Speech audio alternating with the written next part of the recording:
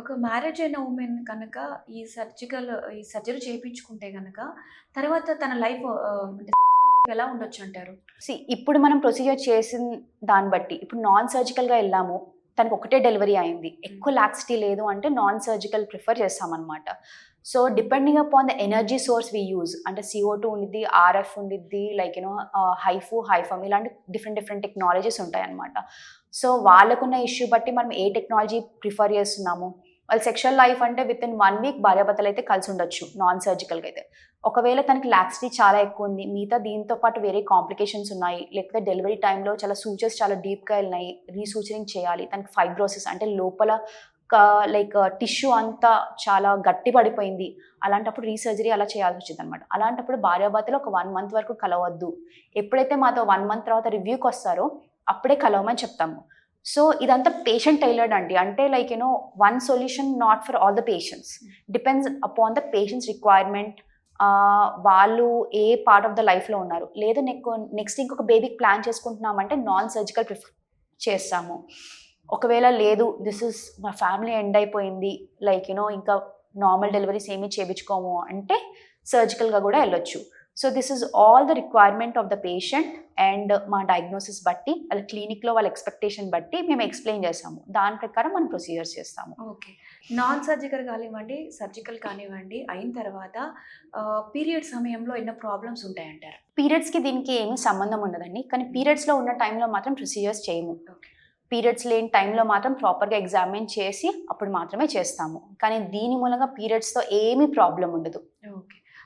ఒకవేళ సర్జరీ చేయించుకోవాలనుకుంటే ఏ వయసు వారి నుంచి ఏ వయసు వారి వరకు చేస్తారు? So, as I told you, younger patients from 18 years legally వాళ్ళొచ్చి మాకు ఈ ప్రొసీజర్ కావాలి అని చేపించుకునే ఏజ్ డిటర్మినేషన్ నుంచి మీరు ఏ ఏజ్ వరకైనా చేపించుకోవచ్చు. వెదర్ యూ ఆర్ 80, 90 మీకున్న లైక్ కంఫర్ట్ జోన్, మీకున్న ప్రాబ్లమ్స్ బట్టి మనము సర్జరీస్ చేస్తాము. ఇప్పుడు ఒక 40, 45 ఆ సమయంలో పీరియడ్స్ అనేవి ఆగిపోతూ ఉంటాయి. సో, ఆ టైంలో వాళ్ళకి చేయడం వల్ల ఏమన్నా ఒకవేళ సర్జరీ చేస్తే ఏమన్నా ప్రాబ్లమ్స్ అవుతాయంటారు?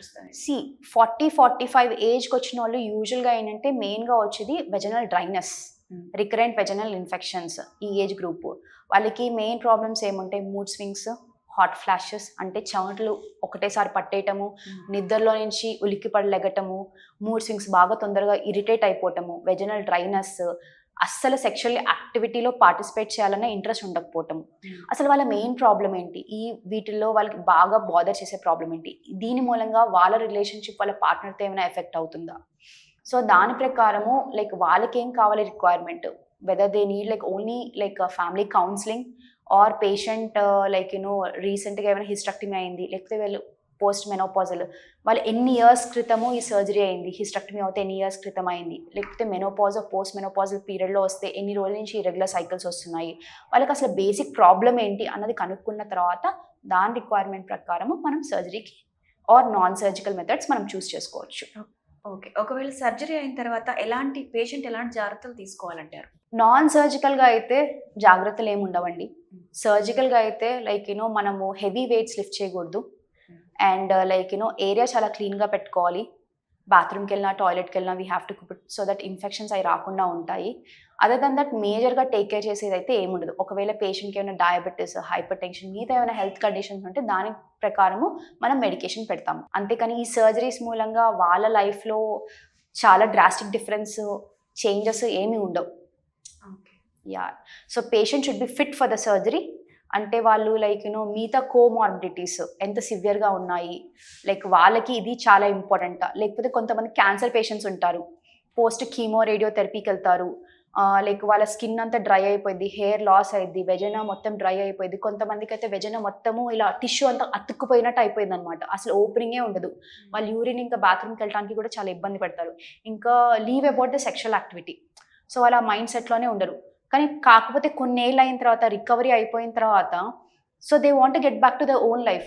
ఇయన్నీ ఎందుకు చేపించుకున్నారు? కీమో, రేడియో లేకపోతే సర్జికల్ ప్రొసీజర్స్ ఎందుకు చేపించుకున్నారు? But they want to get back to their routine life, right? So, ఆ మైండ్ సెట్‌లో ఉన్నప్పుడు రిక్వైర్మెంట్ బట్టి, వాళ్ళ రికవరీ బట్టి మనం ఏమైనా ప్రొసీజర్స్ చేసి వాళ్ళకి ఆ వెజనల్ డ్రైనెస్ తగ్గించొచ్చా? లేకపోతే ఆ అతుక్కుపోయిన టిష్యూ ఏమైనా లైక్ మళ్ళీ రివైవ్ చేయొచ్చా? లేకపోతే వాళ్ళకి ఇంకేమైనా ఇబ్బంది ఉందా సెక్షువల్ యాక్టివిటీస్‌లో? వాళ్ళకేమైనా పెయిన్ ఉందా? డిస్కంఫర్ట్ ఉందా? దానికి తగ్గట్టు మనం టైలర్డ్ ట్రీట్మెంట్ ఇస్తామనమాట.